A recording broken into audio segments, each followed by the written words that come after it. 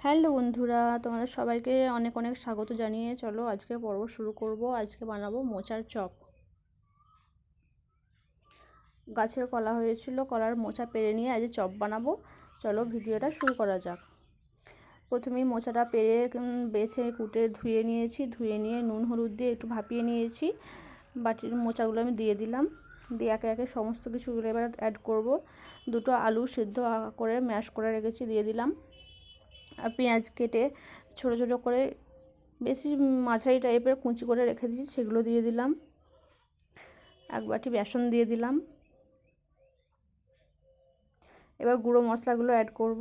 এখানে জিরের গুঁড়ো, ধনের গুঁড়ো, মৌরি, লঙ্কার গুঁড়ো, হলুদ গুঁড়ো সব গুঁড়োগুলো আমি দিয়ে দিলাম।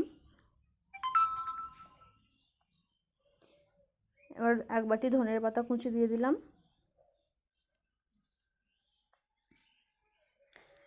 কাঁচা লঙ্কা কুচি, স্বাদ মতো নুন,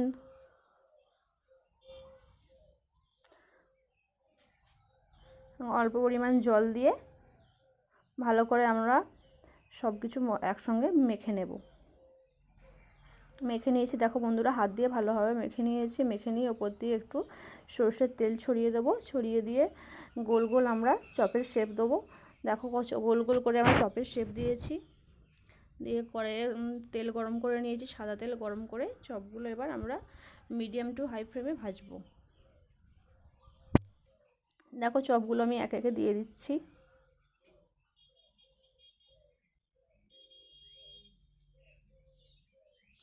মোচার চপ তোমরা কে কে খেতে ভালোবাসো? আমাদের তো সবাই ভালোবাসে মোচার চপ খেতে।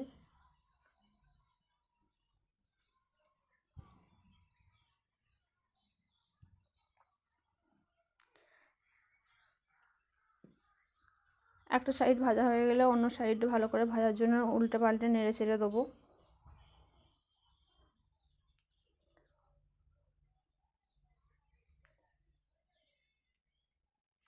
দেখো চপগুলোকে আমরা নেড়ে দিচ্ছি, একটু লাল লাল করে ভাজবো।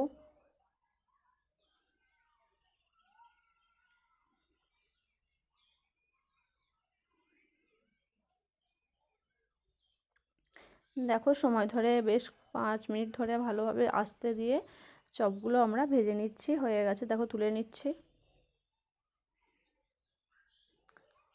আবারও বাকি চপগুলো দিয়ে দেব।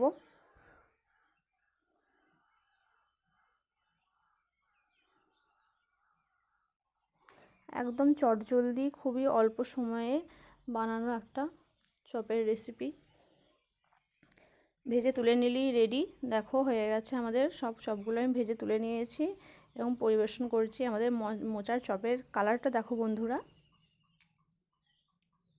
খুব অল্প সময়ে বানিয়ে ফেললাম মোচার চপ। দেখো ভিডিওটা তোমাদের কেমন লাগলো দেখতে, রেসিপিটা ভালো লাগলে অবশ্যই লাইক কমেন্ট শেয়ার করে দিয়ে আমার চ্যানেলটা সাবস্ক্রাইব করে দেবে বন্ধুরা।